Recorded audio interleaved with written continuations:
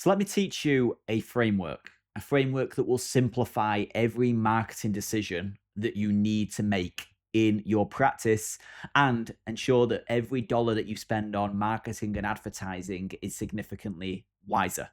This may save you money, this may make you money, but it's a simple framework that you can always go through in your mind every time you're presented with a marketing or advertising puzzle. Welcome to another episode of the Business of Hearing podcast. My name is Oli Luke, and if you're a private practice hearing care leader that wants to grow reputation, recognition, and revenue, then you're in the right place. Now, look, I speak to a lot of practices. We work with just shy of 90 practices right now, predominantly across North America. And one of the things that I often hear is newspapers asked us if we want to run this space, if we want to do this, or a manufacturer's asked us about an upgrade, or we've been presented this opportunity to do a lunch and learn, and the radio have contacted us, like, what should we do? And it can become confusing, right? It's like, should we take a punt on it? It's another channel, let's try it. And I just want to break this down. There is a framework that you can follow that will allow this to be a very, very simple yes or no decision without any emotion involved. Just does it follow this framework? And if it does, it's a go. If it doesn't, it's not worth doing. And I want to teach it you. Now, I learned this probably 15 years ago. It was a guy called Dan Kennedy that taught it. And it's a very, very old marketing framework, but it's probably the simplest way to quickly look at something and make decisions. It's something I teach to all of our team. It's almost the foundation that once you've got it in your head, you're significantly further along the tracks than most people who don't know anything about marketing. It's not advanced. It's not psychology. We're not going to go all woo-woo here. It's very direct and simple. So let me teach it you, because essentially it's three M's. It's M&M and M. So we look at this triangle, right? We've got three M's that exist. The first M at the top, is market. The second M is message. And the third M is media. Now, what does this mean?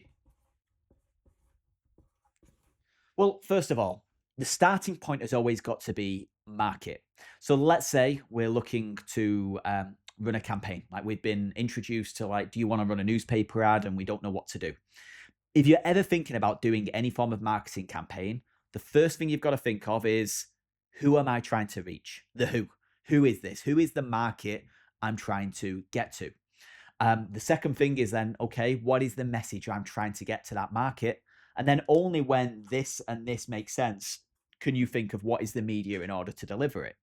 What I see often is practices going, I think I want to do Facebook ads, or I think I want to start doing radio campaigns. And they're starting with the media. They're starting with the last thing you should start with.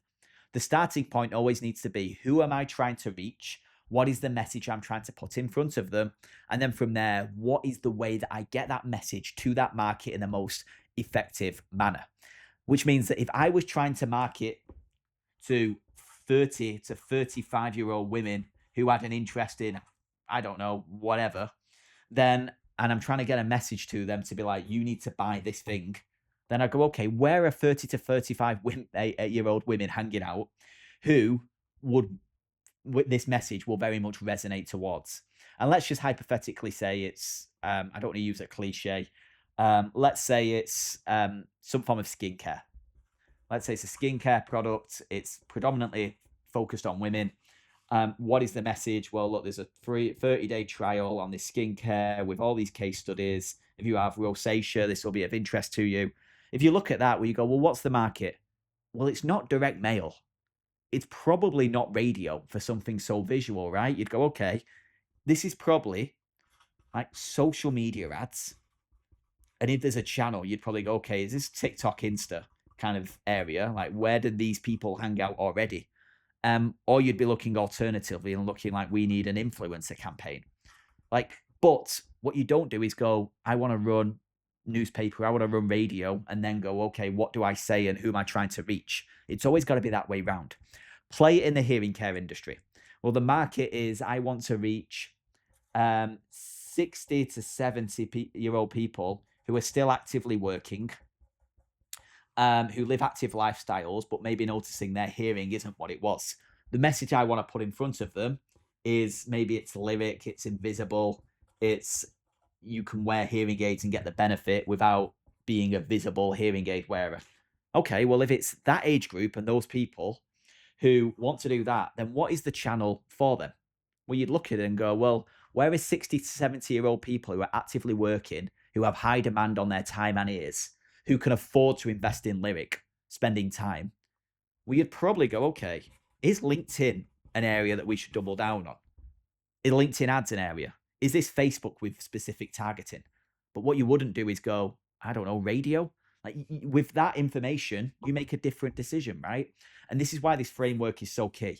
You've got to know the market. Once you know who you're reaching and what the messages you want to put in front of them, the media bit becomes a lot easier. Don't start with the media. That is a very, very expensive way to piss money up the wall. Is you're always going, let's try radio. What's the message? I don't know, something about why ABC Hearing are the best in the community. Who are we trying to reach? I don't know, people who listen to the radio. Surely it's people over 60. It's such a backwards way of thinking, and you're going to spend a lot of money doing it. If you want to make every dollar work as hard as it can to get as much attention from the types of people you want with the right message in front of them, market message media, the simplest framework that will allow every marketing decision that you make in your practice become significantly easier. There's a lot of frameworks like this, and there's a lot of frameworks that almost overlap and can cause confusion.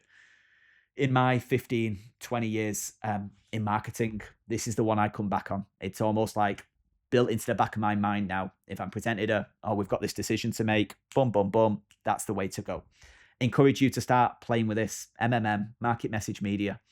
It will simplify a lot of decision-making processes, allow your existing campaigns to get better performance, and also save you from making bad marketing decisions as a result of using this framework the wrong way round. But hopefully that's helpful. I appreciate your time as always, and I'll be back again next week with yet another helpful, insightful, practical episode.